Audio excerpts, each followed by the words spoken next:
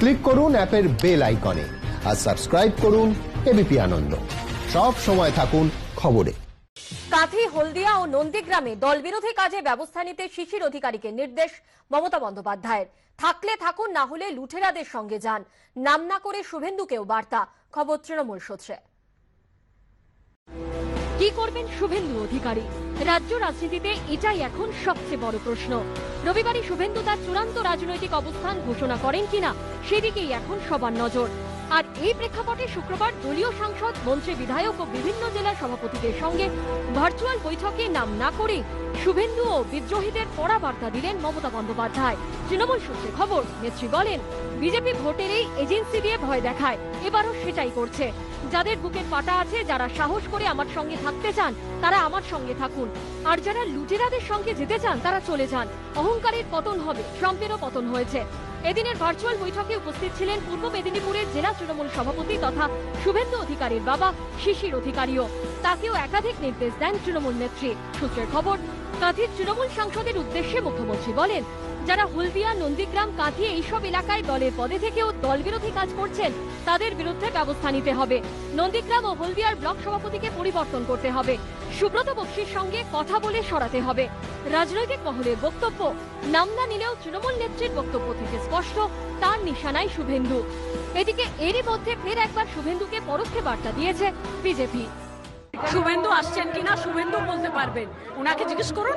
উনি একজন বিশেষ জননেতা, উনি যদি আসেন সুস্বাগতম, যদি উনি আসেন সুস্বাগতম, ওনাকে আমরা নেব এবং উনিও আমাদের সঙ্গে একসঙ্গে মানুষকে সেবা করার অসম্ভব সুযোগ পাবেন। Already he has resigned from his old party and I think within a day or two entire dilemma will be over. Do you think that Subhendu Adhikari will join BJP? I expect so. ইতিমধ্যে তৃণমূলের দুই একদা শীর্ষ নেতা মুকুল রায় ও শোভন চট্টোপাধ্যায় বিজেপিতে যোগ দিয়েছেন। এবার কি একই পথে শুভেন্দুও? এই প্রেক্ষাপটে নাম না করে পুরনো দলের উদ্দেশ্যে শোভনের বার্তা, যার যে সম্মান প্রাপ্য তাকে তা দেওয়া উচিত। আমি খুব ছোটবেলা থেকে শুভেন্দুকে চিনি, শিশিরদাকে জানি এবং শিশিরদা আমাকে বলতো বড় ছেলের মতো। কোনো রাজনৈতিক দলে নির্দিষ্টভাবে প্রত্যেকের নিজের সম্মান, জীবনের আশঙ্কা নিয়ে কাজ করেন, তাদের সেই জায়গায় দাঁড়িয়ে তাদের প্রত্যেকের সম্মান যে কোনো রাজনৈতিক দল, যে কোনো রাজনৈতিক ব্যক্তিত্বের দায়িত্ব নিয়ে পর্যালোচনা করা উচিত। তৃণমূল সূত্রে আরো খবর, এদিনের বৈঠকে কিছুটা আক্ষেপের সুরে মমতা বলেন, মুখ্যমন্ত্রীর পদ নেবার জন্য অনেকেই আমার মৃত্যু কামনা করছেন, কিন্তু মৃত্যু তো আমার হাতে নেই, তা তো ভগবানের হাতে। একথা শোনা মাত্র আবেগে কেঁদে ফেলেন সুব্রত বক্সী। তিনি মুখ্যমন্ত্রীর উদ্দেশ্যে বলেন, এমন কথা বলবেন না দিদি, বাংলার মানুষের সেবার জন্য আপনাকে অনেক দিন বাঁচতে হবে। সোমবার মেদিনীপুরে মমতা বন্দ্যোপাধ্যায়ের সভা, তার আগে রবিবার নিজের অবস্থান স্পষ্ট করতে পারেন শুভেন্দু অধিকারী। আর তাহলেই রাজ্য রাজনীতিতে তোলপাড় শুরু হবে বলে মত রাজনৈতিক পর্যবেক্ষকদের একাংশের। আশাবুল হোসেনের রিপোর্ট, এবিপি আনন্দ, কলকাতা।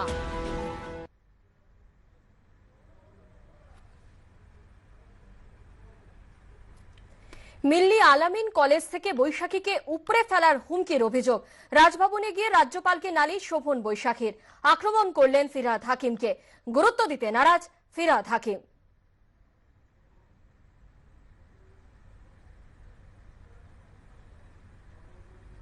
যেমনটা জানাচ্ছিলেন আপনাদের, মিল্লি আলামিন কলেজ থেকে বৈশাখীকে উপড়ে ফেলার হুমকির অভিযোগ। রাজভবনে গিয়ে রাজ্যপালকে নালিশ শোভন বৈশাখীর। আক্রমণ করলেন ফিরহাদ হাকিমকে। গুরুত্ব দিতে নারাজ ফিরহাদ হাকিম।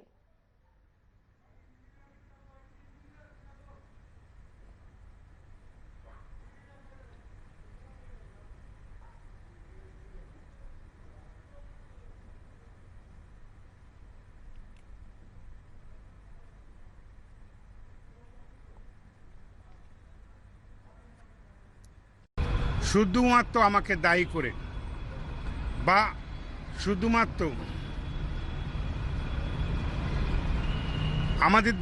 আমার দিকে তীর নির্দেশ করে তার উপর আক্রমণ চালানো হচ্ছিল। এই উর্দু মাধ্যমে হিন্দি ভাষায় বলা হয়েছে যে टीचर इंचार्ज बैशाखी बंदोपाध्याय को उखाड़ के फेंक दो, कॉलेज का बाहर फेंक दो। এই শব্দ কলকাতা পৌরসভার ঐতিহ্য, সরকারি পদে মন্ত্রিত্বের ঐতিহ্য, রাজনৈতিকভাবে কাজ করার ঐতিহ্য,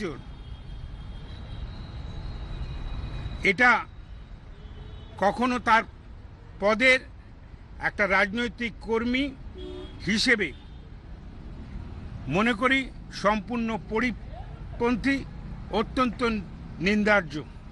মিলিয়া আলামিন কলেজের সামনে একটা বিক্ষোভ চলছে। আমার নিজের সহানুভূতি আছে ছাত্রীদের প্রতি। প্রত্যেকটি ছাত্রীকে এটা জানানো সত্ত্বেও যে আমি ওই পদে থেকে পদত্যাগ করেছি জুন মাসে, প্ল্যাকার্ডস আর পোস্টার্সে শুধুমাত্র বৈশাখী ব্যানার্জি নামটা আছে।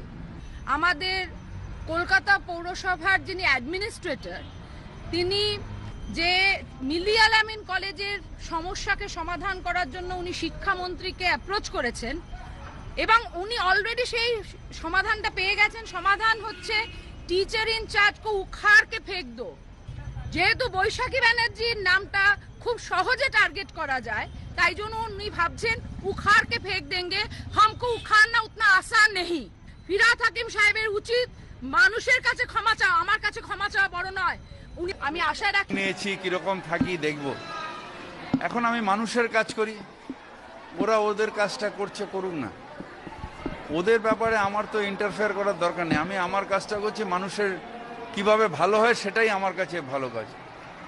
এখন বৈশাখী শোভন নিয়ে কাজ বলার মতন বা তাদের নিয়ে খোঁজ রাখার মতন মানে মানসিকতা আমার নেই। 7ই ডিসেম্বর বিজেপির যুব সংগঠনের উত্তরকন্যা অভিযান। ওই দিন উত্তরবঙ্গের সচিবালয়ের দেওয়াল ভাঙার হুমকি দিলেন সায়ন্তন বসু। এটা গণতন্ত্রের ভাষা নয়। বিজেপি নেতাকে পাল্টা আক্রমণ করেছেন মন্ত্রী গৌতম দেব। আমরা কালীঘাট প্রাইভেট লিমিটেডের অত্যাচারের বিরুদ্ধে, স্বেচ্ছাচারের বিরুদ্ধে আমরা রাস্তায় নেমেছি। আগামী 7 তারিখ উত্তরকন্যার এই পাঁচিল আমরা ভেঙে দেব, উত্তরকন্যার এই পাঁচিল আমরা গুড়িয়ে দেব। তার জন্য এই জলপাইগুড়ি জেলার পক্ষ থেকে 11টার সময় আমাদের যে ফুলবাড়ি ক্যানেল মোড়, সেখান থেকে মিছিল শুরু হবে। সেখানে সভা হবে। আমাদের রাজ্য সভাপতি দিলীপ দা এবং রাজ্যের নেতা সর্বভারতীয় সহ সভাপতি মাননীয় মুকুল দার নেতৃত্বে আমরা সেই আন্দোলন সংগঠিত করব। সায়ন্তন বসু সেই ব্যক্তিত্ব যিনি একটা পঞ্চায়েতও জেতেননি। ওনার এটা গণতন্ত্রের ভাষা না, পাঁচিল ভেঙে বেরিয়ে যাবে ইত্যাদি। নর্থ বেঙ্গল ডেভেলপমেন্ট ডিপার্টমেন্ট আর উত্তরকন্যা, এটা হচ্ছে নর্থ বেঙ্গল উত্তরবঙ্গের মানুষদের দীর্ঘদিনের আশা আকাঙ্ক্ষা প্রতিফলন মমতা বন্দ্যোপাধ্যায় ঘটিয়েছেন। সেই উত্তরকন্যায় তারা গণতান্ত্রিক আন্দোলন করতে পারেন, কিন্তু আন্দোলনের নামে যদি গুন্ডামি করেন তাহলে মানুষ, পুলিশ, প্রশাসন সেটা সর্বতোভাবে প্রতিরোধ করবে, সেটা উনি বুঝে যাবেন। দেশের করোনা পরিস্থিতি নিয়ে প্রধানমন্ত্রীর নেতৃত্বে সর্বদলীয় বৈঠক। ভারতে 3টি আলাদা ভ্যাকসিনের ট্রায়াল চলছে। ভ্যাকসিনের জন্য খুব বেশি দিন অপেক্ষা করতে হবে না। সর্বদলীয় বৈঠক শেষে জানালেন প্রধানমন্ত্রী। माना जा रहा है कि अगले कुछ हफ्तों में कोरोना की वैक्सीन तैयार हो जाएगी। দেশে মোট করোনা আক্রান্তের সংখ্যা ক্রমশ এগোচ্ছে 1 কোটির দিকে। মৃত্যু হয়েছে প্রায় 1,40,000 মানুষের। মারণ এই ভাইরাস ঘিরে যেন ত্রাহি ত্রাহি রব উঠে গিয়েছে গোটা বিশ্বে। ভারতও তার ব্যতিক্রম নয়। লোকমুখে এখন প্রশ্ন একটাই, ভ্যাকসিন কবে আসবে? এই পরিস্থিতিতে অবশেষে করোনার ভ্যাকসিন নিয়ে আসার কথা শোনা গেল নরেন্দ্র মোদীর গলায়। শুক্রবার দেশের করোনা পরিস্থিতি নিয়ে ভিডিও কনফারেন্সের মাধ্যমে প্রধানমন্ত্রীর নেতৃত্বে সর্বদলীয় বৈঠক হয়। সেখানে তৃণমূল সহ বেশিরভাগ দলেরই প্রতিনিধিদের মুখে ছিল একটাই প্রশ্ন, ভারতে যে কয়েকটি ভ্যাকসিনের ট্রায়াল চলছে তার সর্বশেষ পরিস্থিতি কি? দেশবাসীর জন্য কবে বাজারে আসবে করোনার ভ্যাকসিন? ভারতে এখন মোট 8টি ভ্যাকসিন নিয়ে গবেষণা চলছে। তার মধ্যে 3টি ভ্যাকসিন তৈরির নেপথ্যে ভারতীয় সংস্থা, সেগুলির বিভিন্ন পর্যায়ে ট্রায়াল চলছে। গত 28শে নভেম্বর আহমেদাবাদ, হায়দ্রাবাদ ও পুনেতে গিয়ে সেই ভ্যাকসিন তৈরির প্রস্তুতি খতিয়ে দেখেন খোদ প্রধানমন্ত্রী। এদের মধ্যে রয়েছে ভারতীয় সংস্থা জাইডাস ক্যাডিলার তৈরি ভ্যাকসিন জাইকোভ-ডি। আহমেদাবাদের ল্যাবে এই ভ্যাকসিন নিয়ে গবেষণা চলছে। প্রথম পর্যায়ের ক্লিনিক্যাল ট্রায়াল শেষ করেছে জাইডাস ক্যাডিলা। অগাস্ট থেকে দ্বিতীয় পর্যায়ের পরীক্ষা নিরীক্ষা চলছে। Indian council of medical research বা ICMR এবং ন্যাশনাল ইনস্টিটিউট অফ ভাইরোলজি বা NIVর সহযোগিতায় কোভ্যাক্সিন তৈরি করেছে হায়দ্রাবাদের সংস্থা ভারত বায়োটেক। ট্রায়ালের তৃতীয় পর্যায়ে রয়েছে কোভ্যাক্সিন। সম্প্রতি কলকাতার নাইসেডে কোভ্যাক্সিনের তৃতীয় পর্যায়ে ট্রায়াল শুরু হয়। অক্সফোর্ড ও অ্যাস্ট্রাজেনেকার সঙ্গে হাত মিলিয়ে এদেশে করোনার তৃতীয় ভ্যাকসিনটি তৈরি করছে সেরাম ইনস্টিটিউট। 28 নভেম্বর এই 3টি ভ্যাকসিন তৈরির কাজই খতিয়ে দেখেন প্রধানমন্ত্রী, জানিয়ে এদিন যথেষ্ট আশাবাদী শুনিয়েছে প্রধানমন্ত্রীকে। अहमदाबाद, पुणे और हैदराबाद जाकर मैंने ये भी देखा है कि वैक्सीन मैन्युफैक्चरिंग को लेकर देश की तैयारियां कैसी हैं। आप एक तरह से मानकर चलिए कि सभी कमर कस के तैयार बैठे हैं।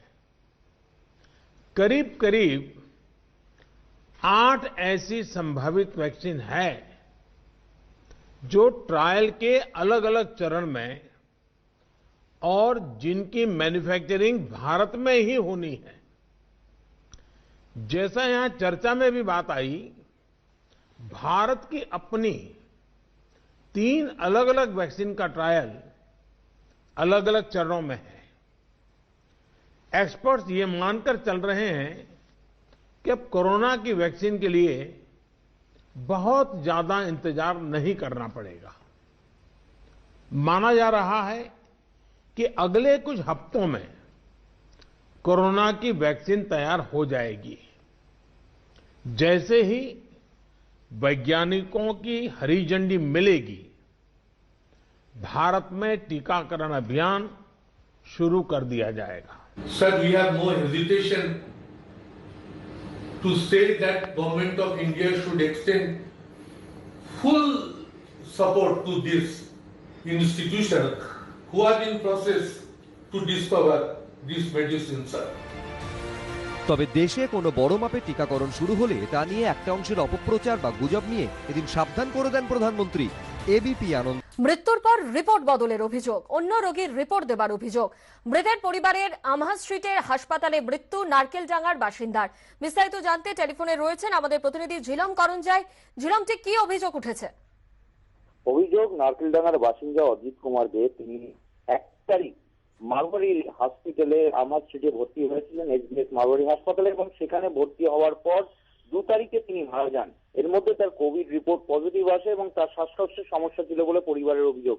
পরিবারের অভিযোগ যে মৃত্যুর পরে 3 তারিখে তারা যখন পূর্ণাঙ্গ মেডিকেল রিপোর্ট হাসপাতাল থেকে নেন, সেখানে দেখা যায় যে সমস্ত রিপোর্ট অন্য এক রোগীকে দেওয়া হয়েছে এবং এরপরেই তারা আমহা স্ট্রিট থানা এবং স্বাস্থ্য কমিশনে অভিযোগ করেছেন যে এই যে রোগীর যে প্রেসক্রিপশন তাদেরকে দেওয়া হয়েছে, সেই প্রেসক্রিপশনের ভিত্তিতেই অজিত কুমার দের চিকিৎসা হয়েছিল এবং সেই কারণেই তার মৃত্যু হয়েছে। চিকিৎসায় গাফিলতির অভিযোগ তারা করেছেন আমহা স্ট্রিট থানায় এবং স্বাস্থ্য কমিশনে, এবং এই বিষয়ে হাসপাতালের তরফ থেকে বলা হয়েছে যে তারা চিকিৎসায় কোনো গাফিলতি করেননি এবং তাদের কাছে সেই সমস্ত তথ্য প্রমাণ আছে। প্রয়োজনে পড়লে তারা অবশ্যই সংশ্লিষ্ট কর্তৃপক্ষের কাছে সেগুলো তুলে দেবে। ধন্যবাদ ঝিলম।